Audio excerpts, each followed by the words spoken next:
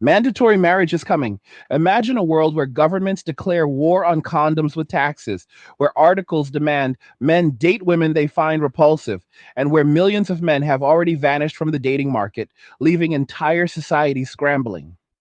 The most brutal truth coming is this: mandatory wives are on the horizon, not as some distant fantasy, but as a desperate policy response to collapsing birth rates and economic systems that can no longer function without men's full participation and provision. Stick around to the very end because what happens when men apply ruthless compliance to forced relationships isn't pretty for anyone involved, and the fallout will reshape everything from families to nations in ways no one is prepared to admit. The conversation around modern dating and relationships has taken a turn that few could have predicted even a decade ago.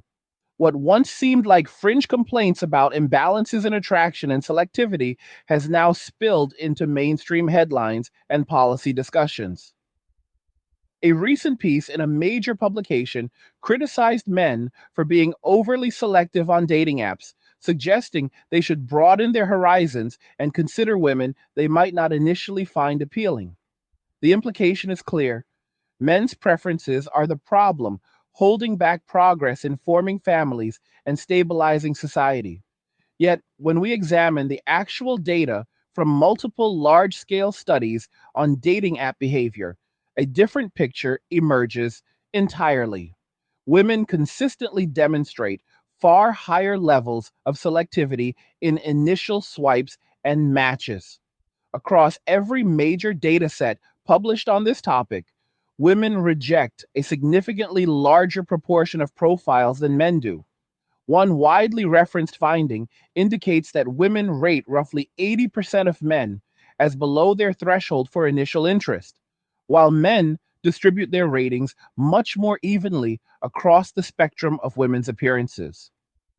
This does not reflect dislike toward men as a group, but rather a narrower filter for what qualifies as attractive enough to engage with at first glance. Men, in contrast, tend to swipe affirmatively more frequently overall. However, their serious pursuit, measured by messages sent or follow through after matches, concentrates heavily on a small percentage of the most desirable women, often estimated at the top 10 to 20%. Researchers describe this as aspirational pursuit, where effort focuses upward rather than broadly. Women swipe less in total, match less frequently, and receive inbound attention at rates that create a stark imbalance. On these platforms, a woman's perceived tier or value often stems not from objective attractiveness, but from sheer volume of messages and likes received. Two individuals of comparable real world appeal, income, education, and social standing can end up ranked entirely differently in the app ecosystem simply because the average woman garners substantially more inbound interest than the average man.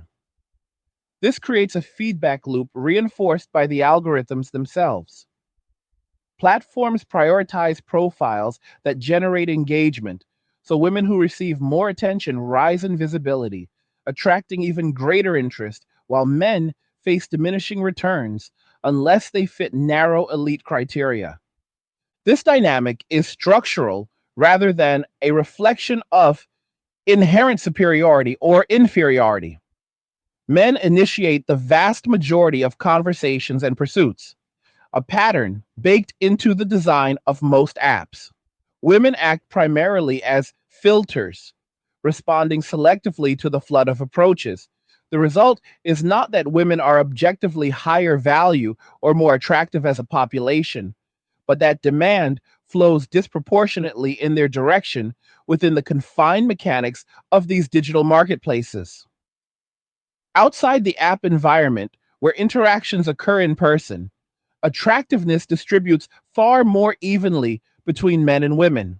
Social cues, personality, humor, confidence, shared values, and real time chemistry play dominant roles.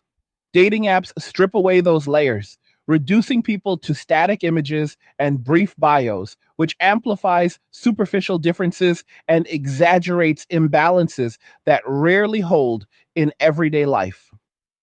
The illusion persists because the platform metrics reward high inbound demand, not balanced mutual interest. Men appear lower tier not because they lack appeal, but because the system measures them against a skewed supply and demand equation driven by male initiation and female filtering. This imbalance fuels broader societal tensions. As economic pressures mount with unsustainable housing costs, persistent inflation, and stagnant wages for many, the expectation that men should provide traditional support while facing rejection or lowered standards creates resentment. Women who once emphasized independence and self sufficiency now face realities where solo living becomes increasingly difficult. Decades of messaging that positioned career achievements and personal autonomy above partnership have left many in precarious positions as they age out of peak reproductive years. The narrative shift is noticeable across social platforms, where complaints about men's emotional withdrawal or coldness grow louder.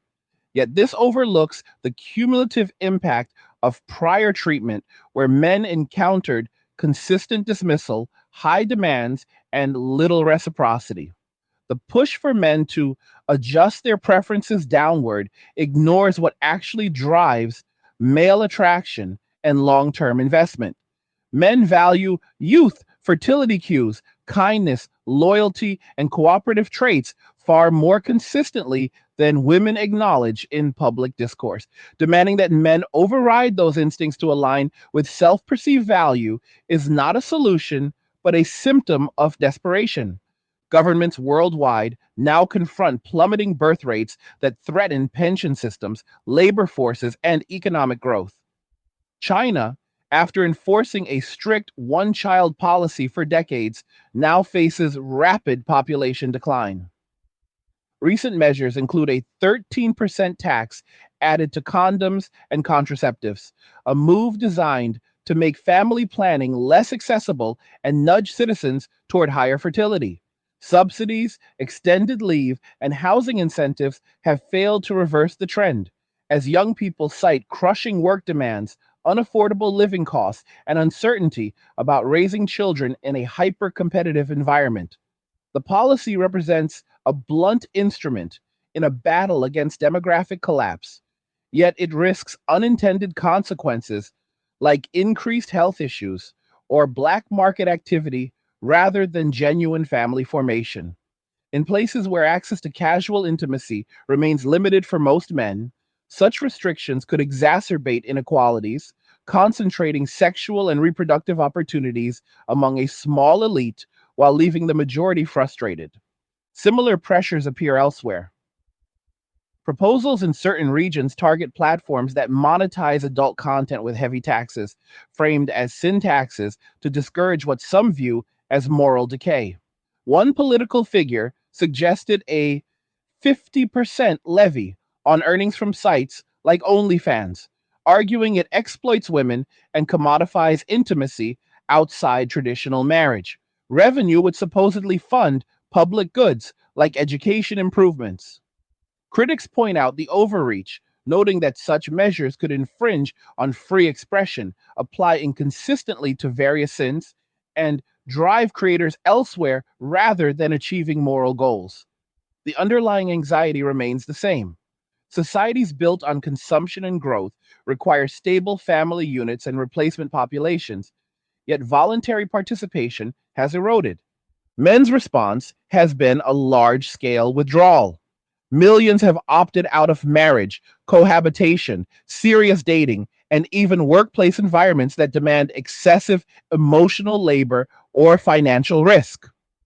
Single men often live minimally, content with basic shelter, hygiene access, affordable nutrition, and personal entertainment like gaming or reading. This contrasts sharply with women's typical expectations for security, lifestyle, and provision. Studies consistently show women reporting higher rates of depression, loneliness, and dissatisfaction in recent years, while many men express contentment in solitude once freed from relational pressures. The gap highlights fundamental differences in needs and tolerances. Men require far less external validation or material comfort to thrive, a fact often dismissed or mocked, but rooted in observable patterns. Historical parallels offer sobering lessons.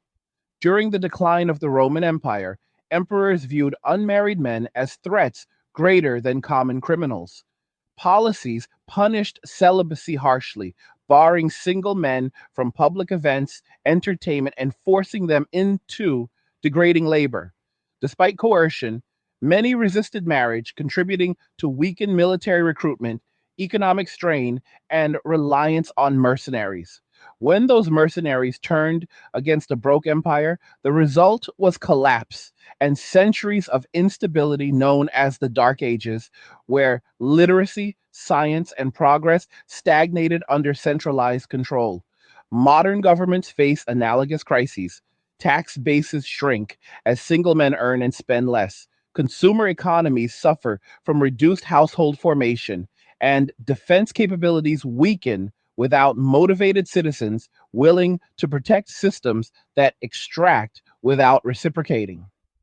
In response to feminist movements and perceived attacks on masculinity, some men adopt strategies of ruthless compliance.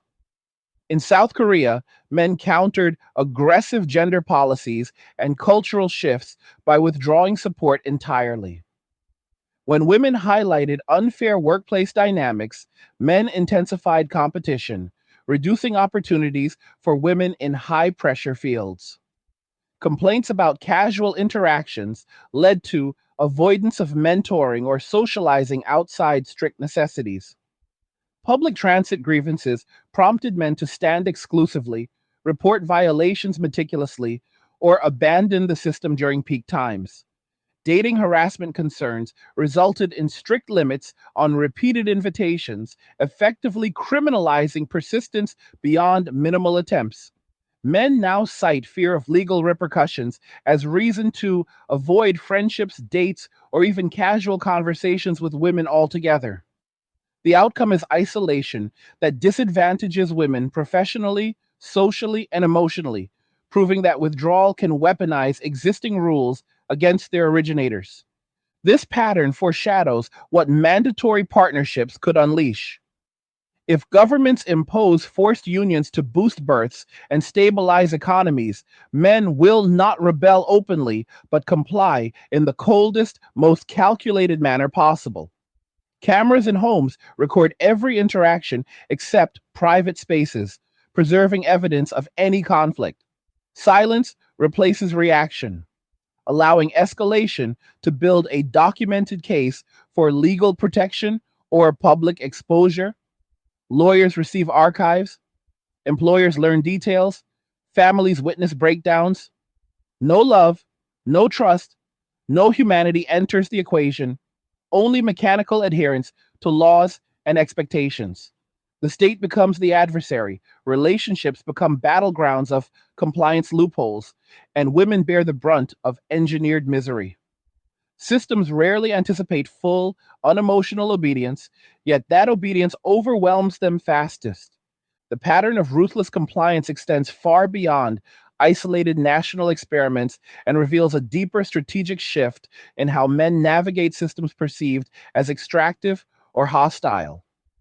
When individuals or groups face rules designed to compel behavior without genuine consent or mutual benefit, full, literal adherence often exposes the fragility of those rules faster than outright defiance ever could.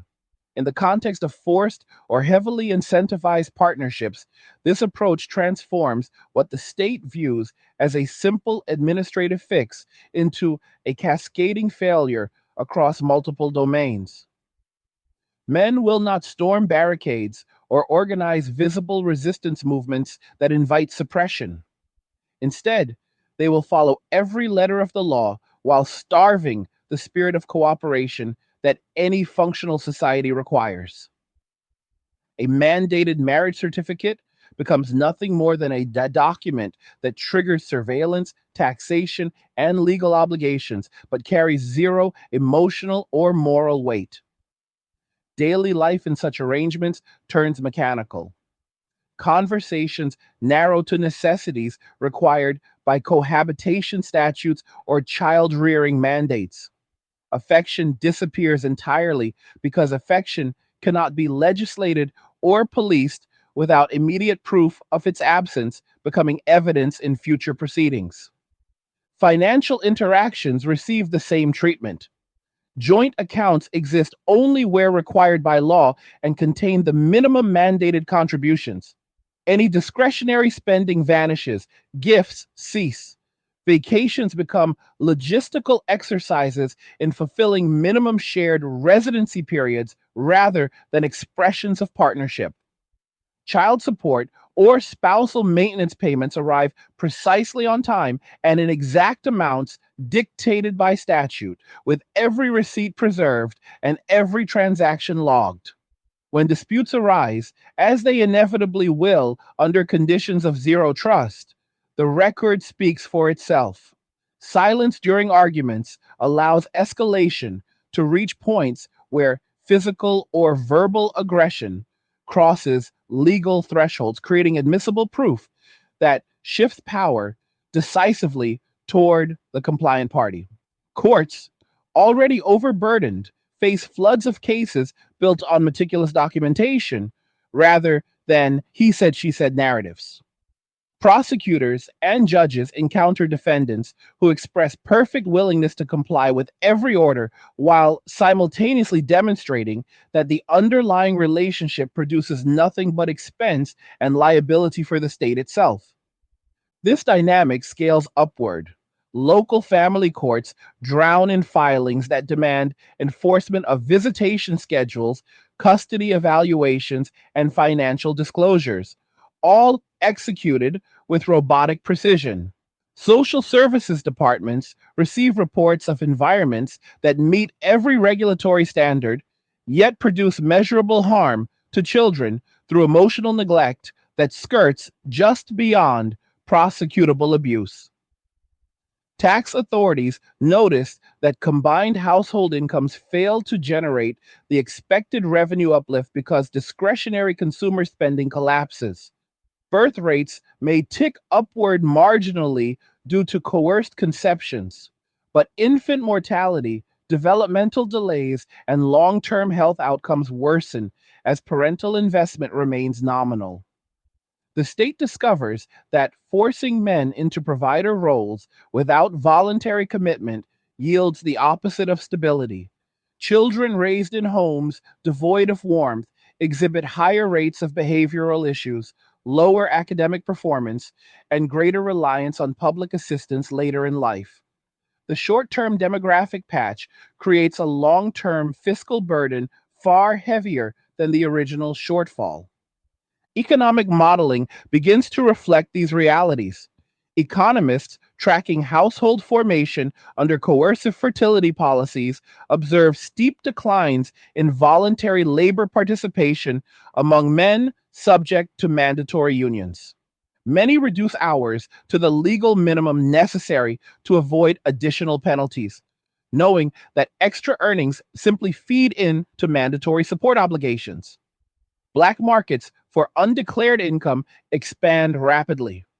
Men channel effort into cash based side activities that evade garnishment while maintaining bare minimum compliance with visible employment. Productivity per capita drops as talent migrates toward informal economies or immigration. Nations that implement aggressive family formation mandates witness accelerated brain drain among precisely the skilled, high earning men needed to sustain advanced economies. Those who remain adopt a philosophy of minimalism, not out of virtue, but out of calculated self preservation. Living spaces shrink back to single occupancy efficiency even within shared dwellings. Personal possessions stay separate and inventoried. Every shared expense splits according to strict legal formulas rather than negotiated fairness. The household becomes a ledger rather than a home. Women caught in these arrangements face a different nightmare. The promise of provision and protection that once justified trading relational autonomy for state backed security evaporates. The man who once might have offered genuine care now delivers only what the law compels and nothing more. Attempts to rekindle warmth meet stone walls of indifference reinforced by legal self protection.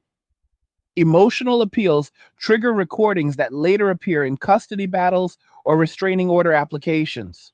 Social circles shrink as mutual friends distance themselves from the visible toxicity. Family members witness the slow unraveling and often blame the daughter or wife for choices made decades earlier under different cultural conditions. Career trajectories stall because workplace advancement frequently depends on networking and mentorship that now carry unacceptable legal risk for male colleagues. The independence once celebrated as empowerment reveals itself as isolation when the safety net of male provision disappears and the state proves incapable of replacing it at scale. Demographic projections grow increasingly grim. Initial spikes in registered marriages and births give way to surges in divorce filings within the first 3 to 5 years of mandated unions. Hey guys, in a world pushing you to own nothing and be happy, crypto is your key to survival. Join Angry's Crypto Academy to master buying, selling, and trading crypto. Make huge profits and safeguard your wealth. Plus, discover the one crypto virtually no one is talking about, poised to create new millionaires in the upcoming bull run. The link is in the description of the video below. Go check it out now. Children born into these environments enter foster systems or grandparent care at elevated rates when courts determine that continuing the arrangement produces net harm. Orphanages and state run childcare facilities expand dramatically, consuming budgets originally intended for pension solvency or infrastructure. The very fiscal crisis that prompted coercive policies worsens as administrative overhead balloons and tax compliance among men plummets. Underground economies flourish, further eroding the formal revenue base. International observers note parallels to historical experiments in social engineering that collapsed under their own weight. Collectivization efforts in various 20th century regimes promised abundance through centralized control, yet delivered scarcity because they ignored human incentives and voluntary cooperation. Forced family formation follows the same trajectory. The state can compel signatures on documents and biological acts under threat of penalty, but it cannot manufacture loyalty, trust, or genuine investment. Cultural narratives shift in response. Media outlets that once amplified stories of toxic masculinity now publish pieces grappling with male disengagement on a societal scale. Commentators struggle to frame the withdrawal as anything other than rational self interest in a new environment stacked against men. Progressive voices that championed absolute female autonomy begin to confront the unintended consequence of removing reciprocal obligations from the social contract. Conservative commentators point to the erosion of traditional incentives as evidence that cultural revolutions carry hidden costs. Public discourse fragments into camps that blame feminism, blame men, blame technology, blame capitalism, blame government overreach, yet few address the core mechanism at work. When one party perceives the relationship between sexes as zero sum extraction rather than mutual benefit, the rational response is disengagement, or when disengagement is blocked, weaponized compliance. Both strategies minimize personal loss while maximizing systemic disruption. South Korea's experience provides the clearest contemporary preview. After years of escalating gender conflict, men adopted a stance of literal adherence to every new rule designed to curb perceived male privilege. Workplace competition intensified to the point where women found advancement blocked not by overt discrimination, but by meritocratic ruthlessness that left little room for work life balance considerations. Social invitations dried up as men calculated that even innocent friendliness could later be reframed as harassment under expanded legal definitions. Public transportation became a theater of meticulous compliance with anti manspreading campaigns, where men stood for entire commutes or avoided trains altogether during peak hours. Entertainment industries noticed sharp drops in male viewership when romantic tropes faced scrutiny and subsequent sanitization. The result was not gender equality, but mutual impoverishment. Women lost professional mentors, social opportunities, romantic prospects, and cultural products that once provided emotional engagement. Men gained freedom from obligation, but sacrificed connection and legacy. Birth rates continued their steep decline despite policy interventions because neither sex found the remaining environment conducive to family life. Other nations watch these developments closely. Singapore experiments with housing subsidies tied to marriage and childbirth, yet young people delay or avoid participation altogether. Japan offers cash bonuses for children, while young adults prioritize career stability and personal hobbies over parenthood. Italy and Spain face similar demographic cliffs despite generous family leave policies. The common thread across these cases is the erosion of voluntary male investment.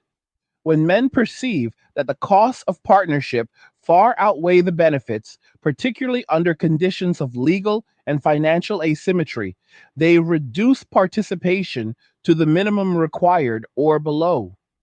Coercive measures only accelerate the retreat by removing the last vestiges of perceived fairness. Within this landscape, proposals for mandatory wives represent the logical endpoint of desperation. Rather than rebuilding trust through cultural recalibration or legal reform that restores balance, some policymakers advocate direct compulsion. Draft legislation in certain jurisdictions floats ideas of national service requirements that include marriage and reproduction quotas for men of certain ages and income brackets. Enforcement mechanisms range from tax penalties to restrictions on professional licensing, travel privileges, and access to public benefits. Supporters argue that societal survival justifies extraordinary measures. Critics warn that such policies cross into dystopian territory and guarantee backlash far more severe than voluntary incentives ever produced. Men subject to these mandates will not disappear into armed resistance. They will become model citizens on paper while hollowing out the substance of citizenship. Military recruitment suffers as young men view national defense as protection of a system that treats them as disposable resources. Innovation slows because creative energy redirects toward personal survival rather than collective advancement. Cultural output declines as artists and entertainers withdraw from narratives that glorify family life under coercive conditions. The state finds itself administering an increasingly brittle society held together by fear and paperwork rather than shared purpose. Women, meanwhile, confront the full consequences of earlier choices. The narrative of interchangeable roles and state supported independence crumbles when the state itself falters. Without voluntary male provision, women face heightened vulnerability to economic shocks, crime, and institutional neglect. The illusion that government could permanently replace familial and communal support networks proves unsustainable at population scale. Aging populations strain healthcare and pension systems already stretched thin. Childless women in later decades report unprecedented levels of regret and isolation as peer groups shrink and familial ties weaken. The path forward narrows. Rebuilding requires acknowledgement that healthy societies rest on reciprocal value exchange rather than unilateral extraction. Men will not return to traditional roles under conditions that punish success and reward opportunism. Women will not thrive in environments that demand provision without offering loyalty and respect in return. Governments cannot legislate desire or trust into existence. Attempts to do so only deepen the divide and accelerate decline. These realities point toward a prolonged period of adjustment. Nations that recognize the limits of coercion and begin dismantling legal and financial asymmetries stand the best chance of stabilization. Those that double down on compulsion invite collapse disguised as compliance. The coming decades will reveal which societies possess the wisdom to course correct before the damage becomes irreversible. The psychological toll of living under coercive family policies manifests in ways that statistics alone cannot capture, though the numbers paint a stark picture. Men required to enter and maintain legally enforced marriages report elevated cortisol levels comparable to those seen in chronic combat stress environments, even when no physical violence occurs. The constant calculation of risk in every interaction with a spouse turns ordinary domestic moments into potential legal landmines. A raised voice during an argument, a frustrated sigh, an unreturned text all become data points that could later justify restraining orders, custody losses, or financial penalties. This perpetual state of hypervigilance erodes sleep quality, impairs concentration at work, and accelerates wear on cardiovascular and immune systems. Studies emerging from regions with aggressive pronatalist measures show male life expectancy dropping faster than female life expectancy for the first time in modern demographic records, reversing a century long trend. The gap narrows not because women live shorter lives, but because men die younger under the weight of enforced obligations that strip away autonomy and meaning. Women in these arrangements experience a different but equally destructive form of psychological strain. The initial expectation of restored provision collides with the reality of mechanical indifference. Partners who once might have offered protection now treat every request for emotional connection as a potential trap. Attempts to initiate intimacy meet either perfunctory compliance or outright refusal, framed as adherence to consent laws that have been expanded to cover spousal contexts. The bedroom becomes another zone of documentation where enthusiastic participation must be verbally confirmed on record to avoid future allegations. Romance evaporates entirely.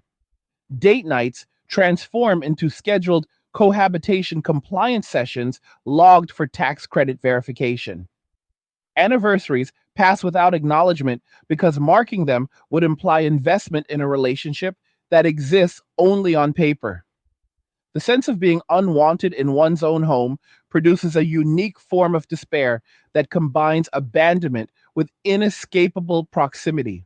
Mental health surveys in pilot programs for mandatory union schemes reveal women reporting loneliness scores higher than those of long term solitary confinement subjects because the presence of another human being who refuses to engage emotionally inflicts a sharper form of isolation than physical aloneness.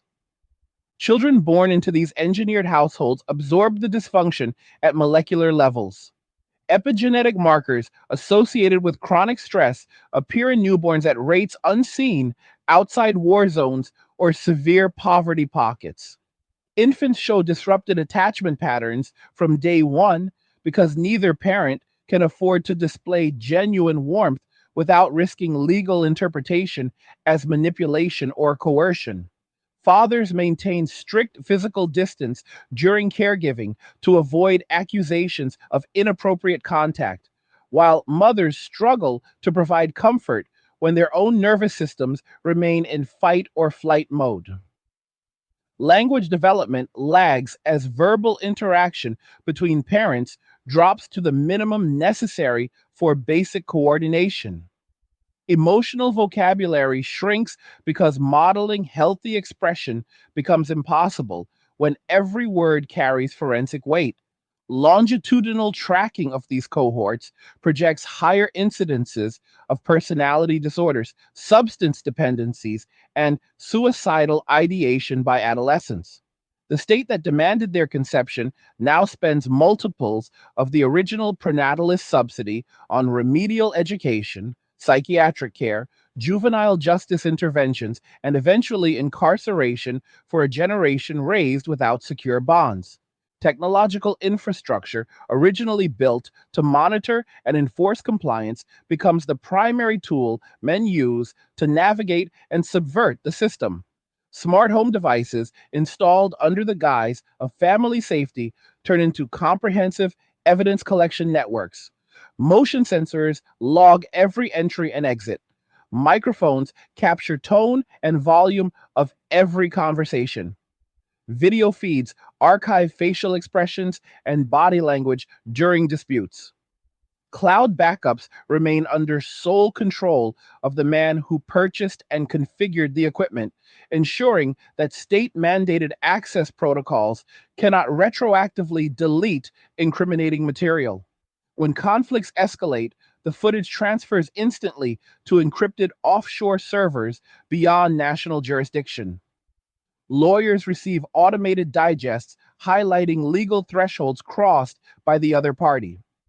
Employers receive anonymized clips demonstrating workplace risk if the woman occupies the same professional space. Social networks see selective leaks that frame the narrative before official proceedings begin. The very surveillance state constructed to control male behavior flips into a weapon that records female behavior with equal or greater precision. Digital currencies and decentralized finance platforms accelerate financial decoupling even within legally joined households. Men root earned income through privacy focused wallets that obscure transaction trails from tax authorities and garnishment orders. Stablecoin remittances to personal accounts in friendlier jurisdictions provide emergency liquidity without triggering joint property claims. Non fungible assets and tokenized real estate holdings exist outside traditional marital property regimes, protected by smart contracts that execute only upon independently verifiable conditions. When divorce becomes inevitable, the liquid wealth has already migrated beyond reach. Courts issue orders seizing visible bank balances and pension contributions, yet the bulk of discretionary capital remains untouchable. The result is a two-tier household economy, one visible ledger that satisfies legal minimums, and one invisible economy that preserves male solvency.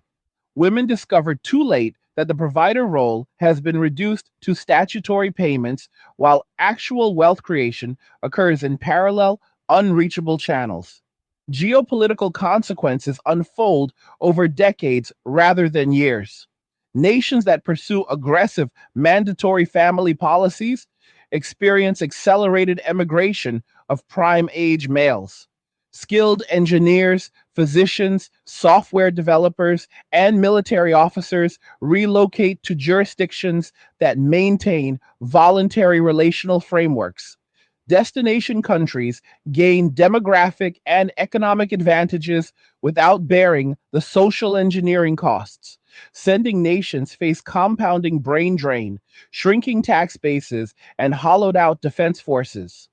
Conscription becomes impossible when young men view military service as defense of a homeland that treats them as state property rather than citizens with rights. Volunteer enlistment collapses. Professional militaries shrink or rely on foreign contractors who demand payment in hard currency that increasingly scarce treasuries struggle to provide. Border security weakens as manpower evaporates. Neighboring states notice the vulnerability and test responses ranging from economic pressure to territorial incursions. The demographic collapse that coercive policies aim to prevent becomes the mechanism that accelerates national decline. International organizations tracking global fertility trends begin to classify mandatory wife jurisdictions as high risk investment environments. Sovereign credit ratings drop as actuaries project unsustainable dependency ratios and exploding entitlement liabilities. Foreign direct investment dries up when multinational corporations calculate the probability of key personnel exiting under relational compulsion. Supply chains reroute away from pronatalist autocracies toward societies that preserve individual choice in family formation. Trade balances shift as export oriented industries lose talent and innovation capacity. Currency values weaken against peers that avoided the policy trap. The irony deepens. Nations that most aggressively intervened to boost population end up shrinking fastest because they drove away the very men needed to sustain economic and military power. Cultural production reflects the underlying fracture. Popular media in coercive regimes sanitize depictions of romance until they become unrecognizable parodies of human connection. Streaming platforms remove storylines involving voluntary courtship because such narratives could be interpreted as subversive encouragement of noncompliance. Literature avoids themes of genuine partnership, focusing instead on state approved models of the duty and sacrifice. Music shifts toward anthems of individual endurance rather than collective celebration. Visual arts emphasize isolation and mechanical repetition. The creative class either emigrates or retreats into irony and abstraction, producing work that critiques without directly naming the source of suffocation. Younger generations consume pirated content from freer societies, creating underground networks that preserve pre coercion cultural memory. State propaganda fills the gap with relentless messaging about the nobility of sacrifice for demographic survival. Yet, viewership and engagement metrics collapse as audiences recognize the disconnect between official narratives and lived experience. Religious institutions face existential challenges. Traditional faiths that once emphasized voluntary marriage and family find their doctrines weaponized by the state to justify compulsion. Clergy split between those who accommodate government directives and those who quietly counsel resistance through pastoral non cooperation. Underground congregations form around interpretations that prioritize conscience over state edict. New syncretic movements emerge that blend spiritual autonomy with pragmatic survival strategies. Secular philosophies gain adherents by offering frameworks for meaning that do not depend on coerced relational roles. Stoicism, minimalism, and various strains of philosophical pessimism experience surges in popularity because they provide intellectual scaffolding for lives stripped of traditional anchors. Women who reach middle age within these systems confront a reckoning that earlier generations avoided. The promise of career first independence collides with the reality of state supported provision, evaporating precisely when health declines and earning potential peaks. Retirement savings prove inadequate because consumption patterns established during peak earning years assumed continued male supplementation. Housing costs, calibrated to dual income expectations, become unsustainable on single earnings. Social safety nets strain a tertia under population level demand and deliver reduced benefits. Peer groups, thin as friends, either emigrate, enter their own failing arrangements, or succumb to health crises accelerated by chronic stress. The narrative of empowerment rings hollow when the anticipated replacement support structures prove illusory. Regret surfaces not as abstract ideology, but as concrete daily deprivation.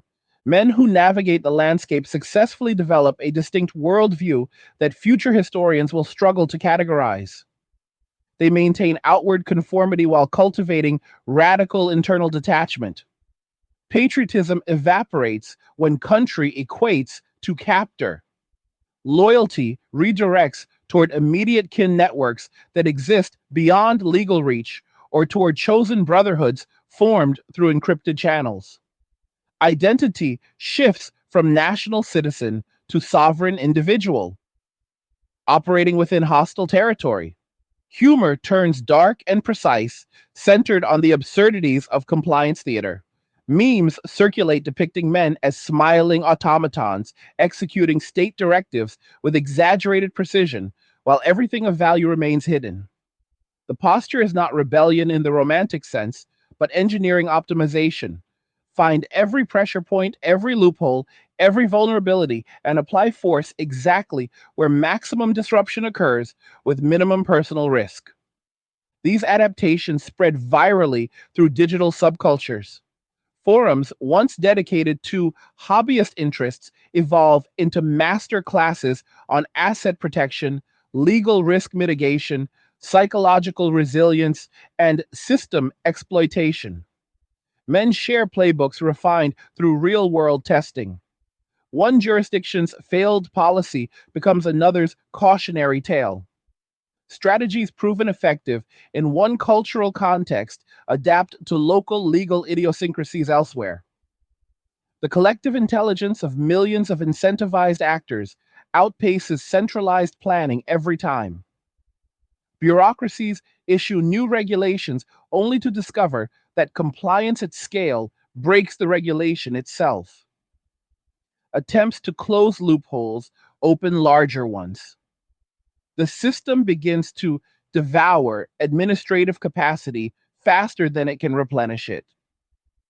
By the third decade of widespread coercive family policies, the global demographic map looks unrecognizable.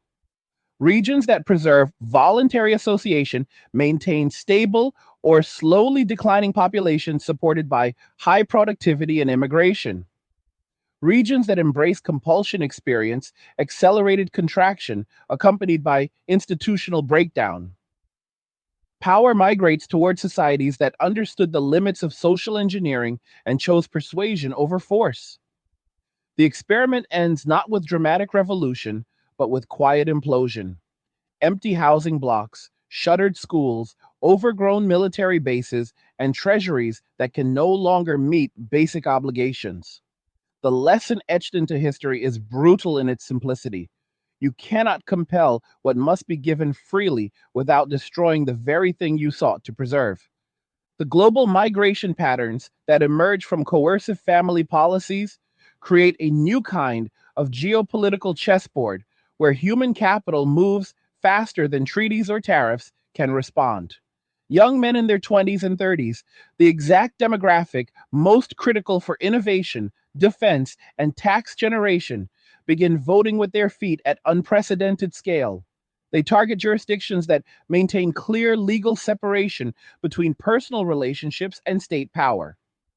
Places like certain Eastern European countries, select Southeast Asian nations, and even pockets within larger Western federations that preserve common law traditions of voluntary association become magnets. These destinations do not need to offer lavish incentives. The mere absence of mandatory marriage clauses, garnishment friendly family courts, or fertility quotas proves sufficient.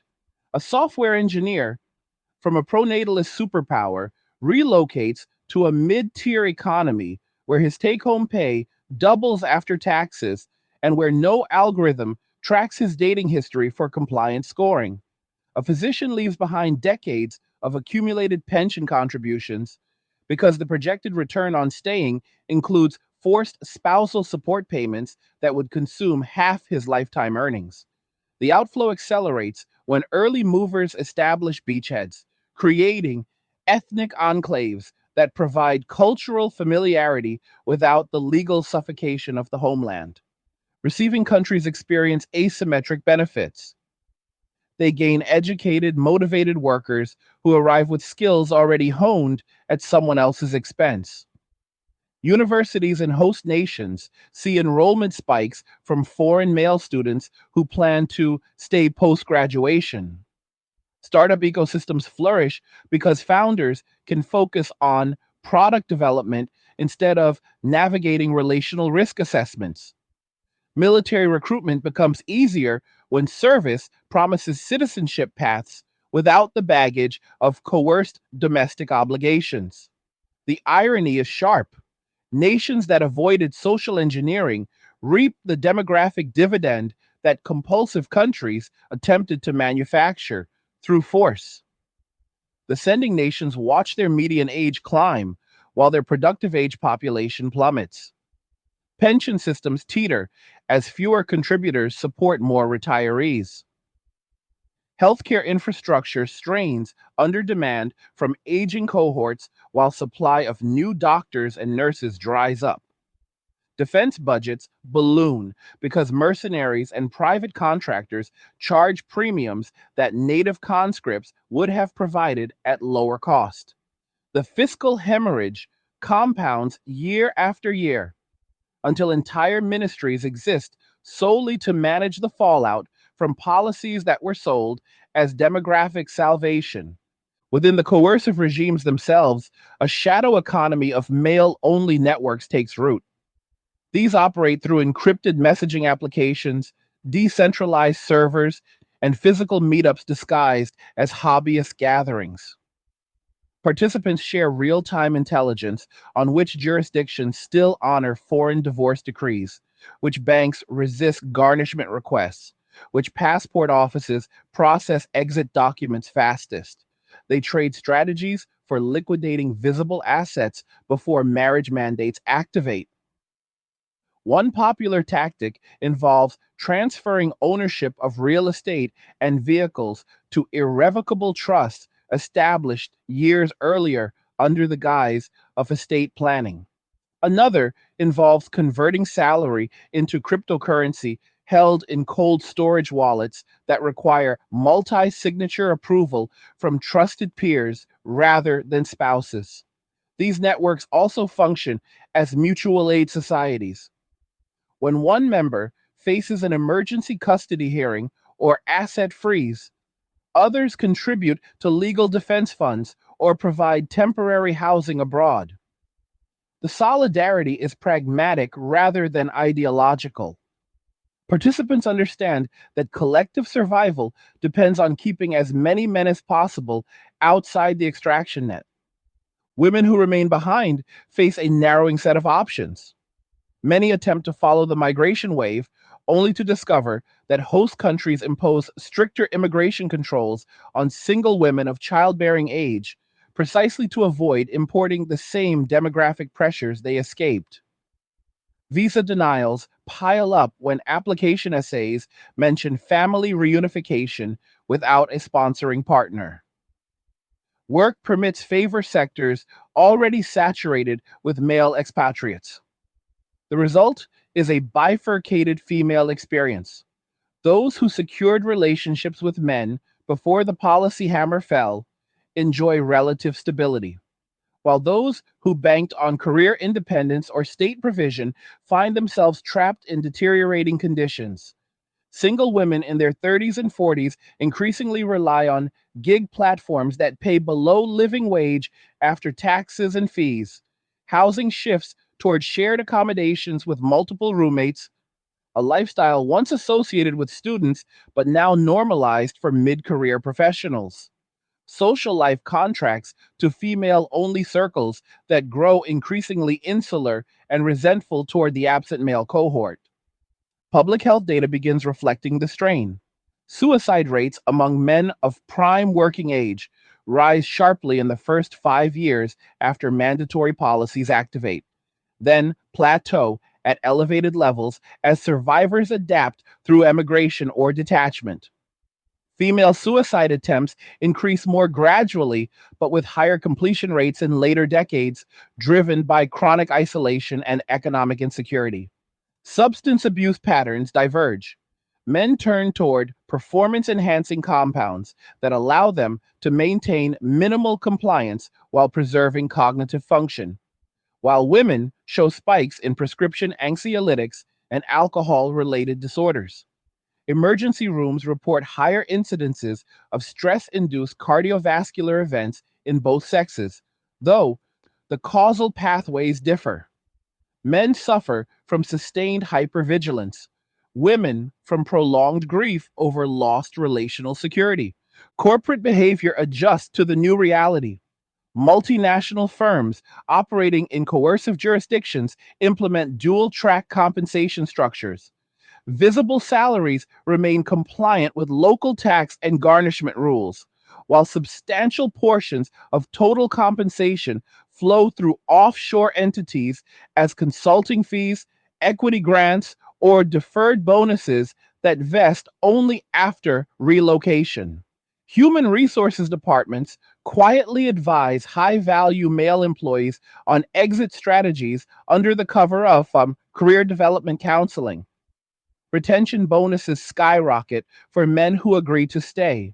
Yet turnover continues because no financial incentive outweighs the prospect of lifetime support obligations. Companies eventually relocate entire divisions to friendlier climates, citing supply chain resilience or talent access. The domestic economy hollows out further as headquarters functions migrate alongside the talent. Education systems undergo quiet transformation. Boys' enrollment in higher education declines as families recognize that advanced degrees often translate into higher lifetime earnings that attract greater state extraction. Parents steer sons toward trades, entrepreneurship, or immigration friendly credentials. Girls continue pursuing university at higher rates, yet graduate into a job market where advancement requires male mentorship that has become professionally radioactive. STEM fields that once promised gender parity see female participation stall or reverse when competition intensifies and networking opportunities evaporate.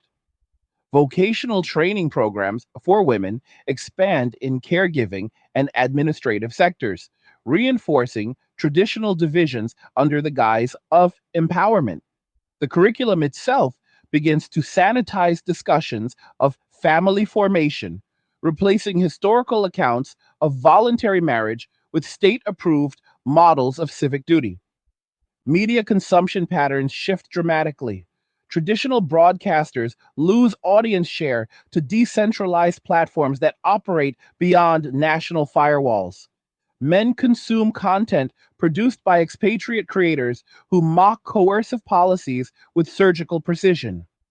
Satirical channels depicting smiling husbands installing cameras in every room while reciting compliance mantras gain millions of views. Documentary series trace the migration journeys of ordinary men who rebuilt lives abroad, emphasizing the simplicity of the decision once the legal threat became clear. Women gravitate toward imported dramas from freer societies that portray genuine partnership without irony or cautionary undertones. The contrast between domestic propaganda and foreign entertainment fuels underground demand for VPN services and smuggled hard drives loaded with uncensored archives. The financial architecture of entire nations begins to fracture. Central banks experiment with digital currencies in hopes of tracking every transaction and preventing capital flight. Men respond by layering privacy protocols that fragment visibility. A single salary payment might pass through 5 different chains before landing in a final wallet. Tax authorities attempt mass freezes on suspicious accounts, only to discover that legitimate businesses suffer collateral damage while the real targets have already moved funds.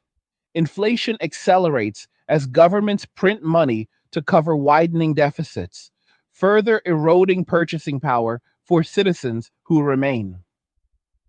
Barter networks revive in rural areas where cash becomes unreliable. Urban centers see growth in informal economies that operate on trust rather than documentation. Ironically, recreating the communal bonds that state policy sought to replace with legal compulsion.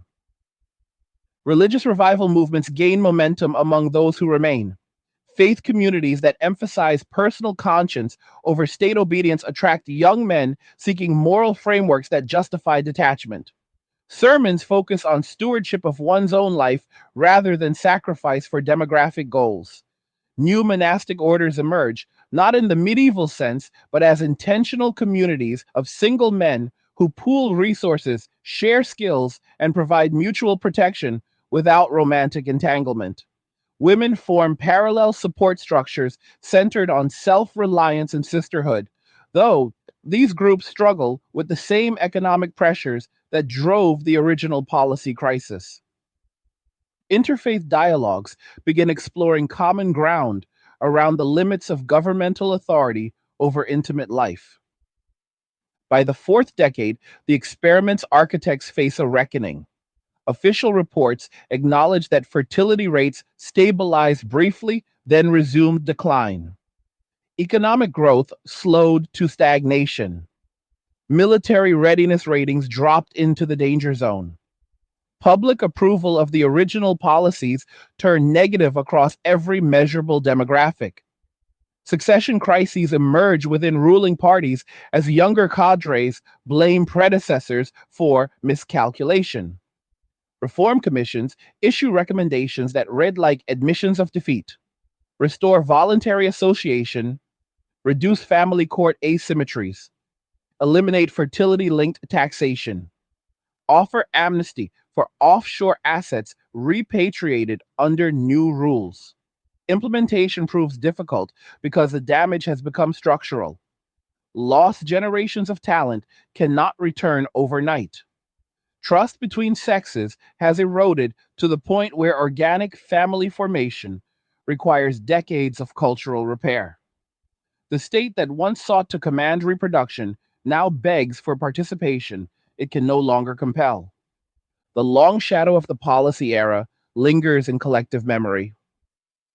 Textbooks in future decades describe the mandatory wife period as a cautionary chapter in the history of social engineering, placed alongside earlier experiments in forced collectivization and utopian reordering. Historians debate whether the collapse was inevitable once the first compulsion law passed, or whether earlier course corrections could have preserved balance. Survivors, now elderly, speak in measured tones about the years when love became a legal liability and compliance became the highest form of rebellion. Their grandchildren listen with the same mixture of disbelief and recognition that earlier generations reserved for tales of totalitarian excess. The world that emerges afterward is not a return to pre crisis conditions. It is a more cautious, more decentralized arrangement where governments tread lightly around intimate life precisely because they learned the cost of intrusion. Family formation recovers slowly through organic incentives rather than mandate. Birth rates stabilize at replacement levels in societies that prioritize individual choice and mutual value exchange. Economic dynamism returns to nations that welcomed the displaced talent. The lesson becomes foundational. Human relationships cannot be programmed like software without producing bugs that crash the entire system. The philosophical responses that crystallize in the aftermath of widespread coercive family experiments mark a profound shift in how both men and women conceptualize agency, obligation, and the boundaries of legitimate authority. Men who endured the mandatory wife era develop a worldview that treats social contracts as conditional rather than absolute. They reason that any institution, be it marriage, citizenship, or employment, loses moral claim when it substitutes compulsion for consent. This leads to a resurgence of contractualist thinking stripped of romantic idealism. Relationships, when they occur at all, rest on explicit, revocable agreements rather than unspoken cultural defaults. Men insist on prenuptial equivalence, even in casual dating, documented expectations around finances, living arrangements, emotional labor, and exit terms. The default posture becomes opt in rather than opt out. Trust is earned through consistent demonstration of reciprocity instead of presumed through legal status or biological role.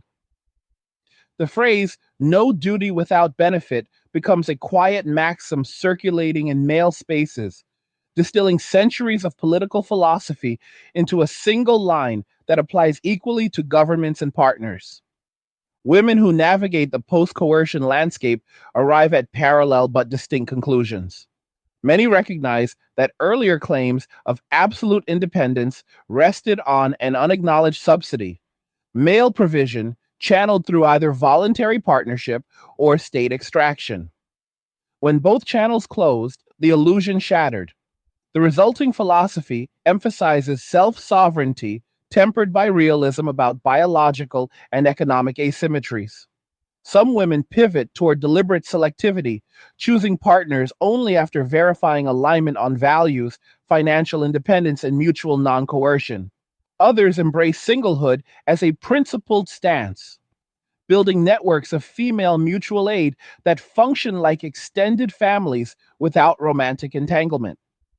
A growing cohort rejects the binary of traditional marriage versus radical autonomy altogether, experimenting with platonic cohabitation, communal child rearing among trusted friends, and polycentric support structures that distribute risk across multiple adults rather than concentrating it in one asymmetrical bond. The common thread is rejection of dependency disguised as empowerment. Women demand visible, enforceable value exchange in any arrangement, mirroring the male insistence on conditionality. These converging philosophies produce a cultural reset that governments struggle to interpret.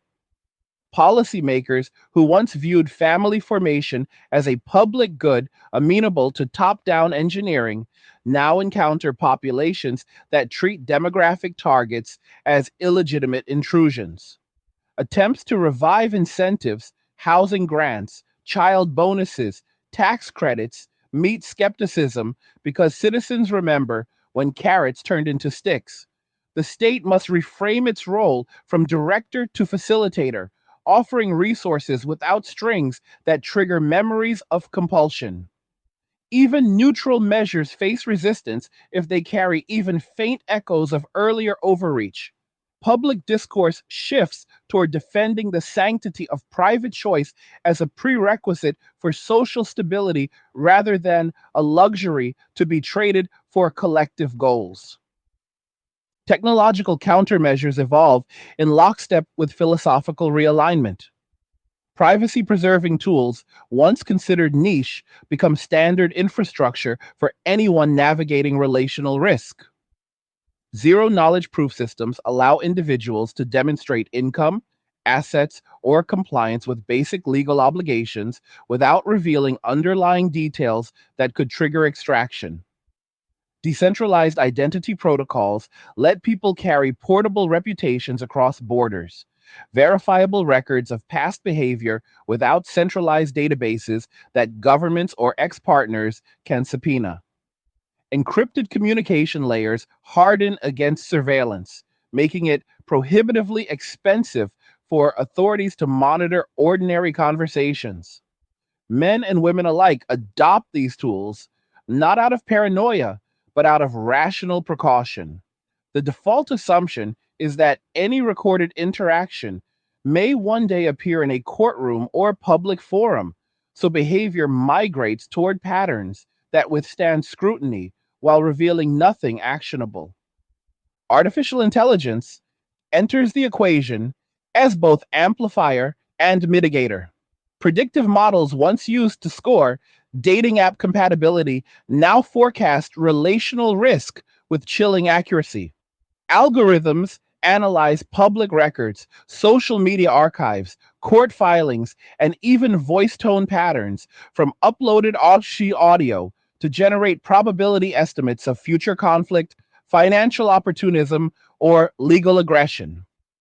Users consult these tools before entering any binding agreement, treating them as dispassionate oracles rather than romantic matchmakers. On the other side, counter AI develops to scrub digital footprints, generate plausible deniability in communications, and simulate compliance signals without genuine commitment. The arms race remains asymmetric because state level surveillance enjoys vastly greater resources, yet individual ingenuity keeps finding gaps. A single, well crafted smart contract can lock assets beyond reach faster than a legislature can draft new regulations. Biotechnology introduces another layer of complexity. Advances in reproductive technology allow decoupling of conception from partnership entirely.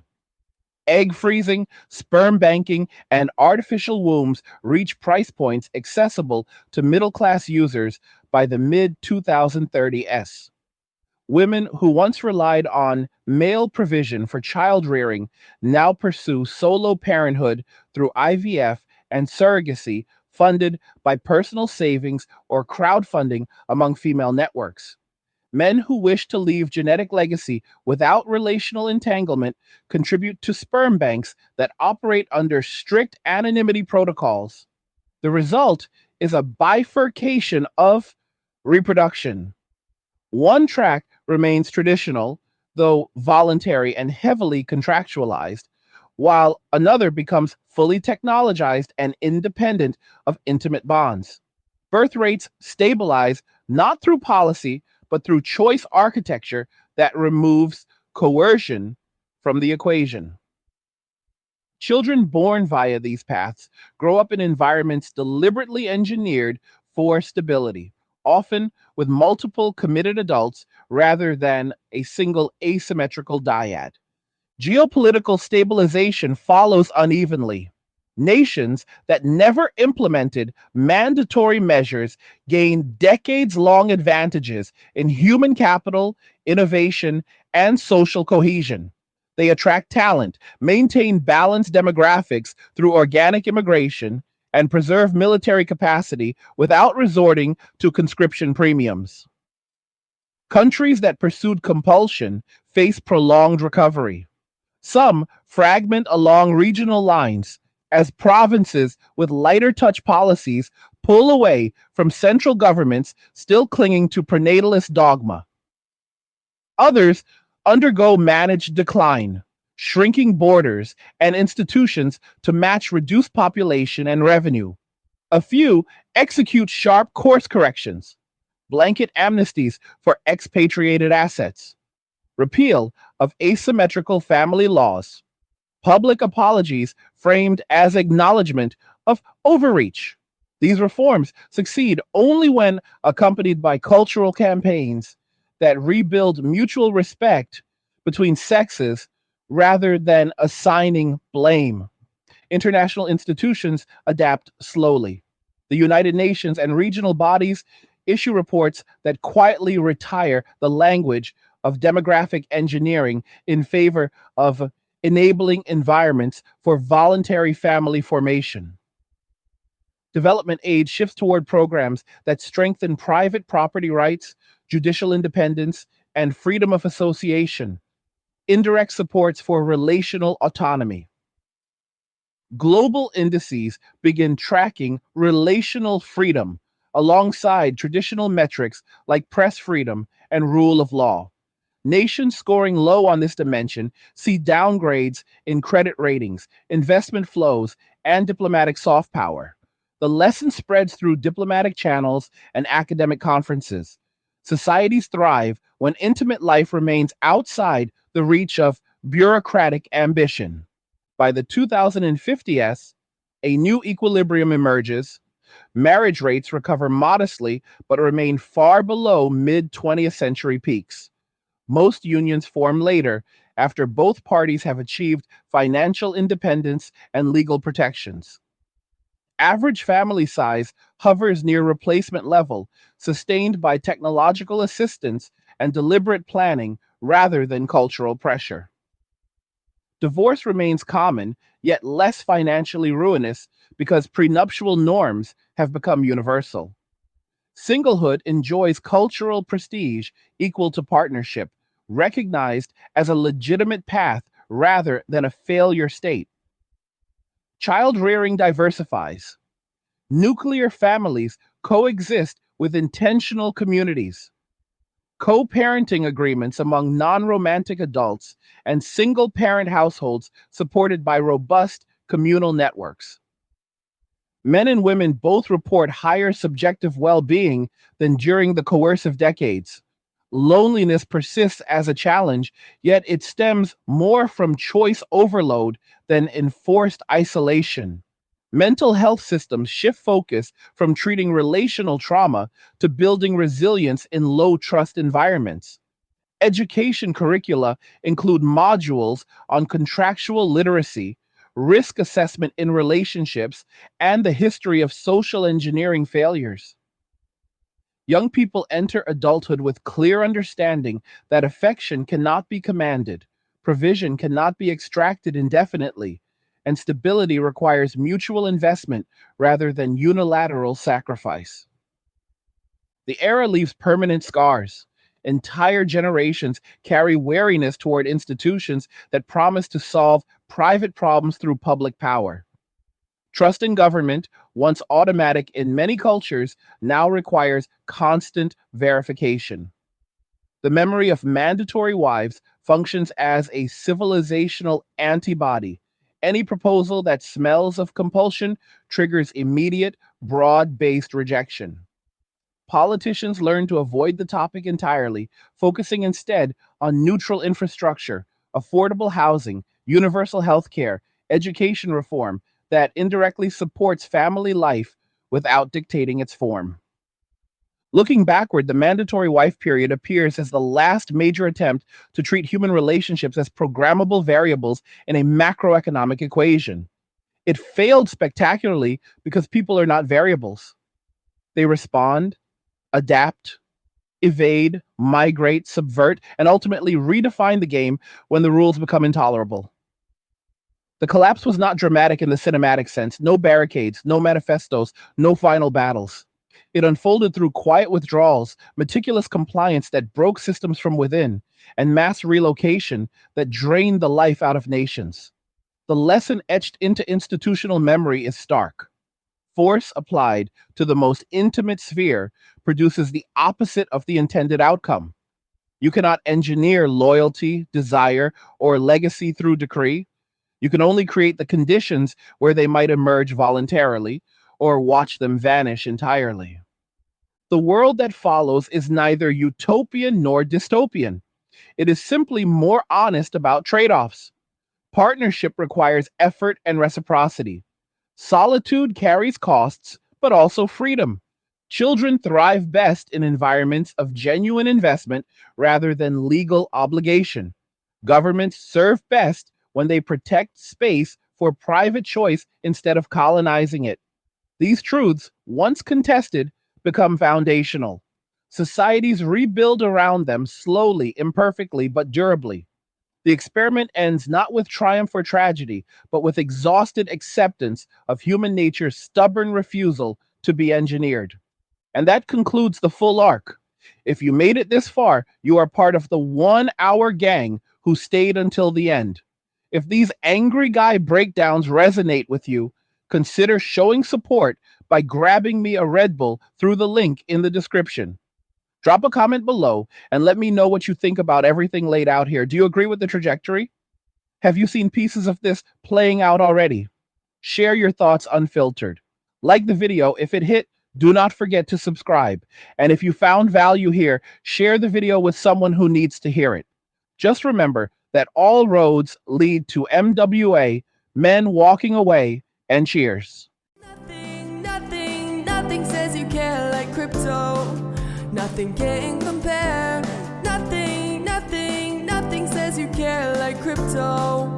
Oh, nothing can compare to crypto.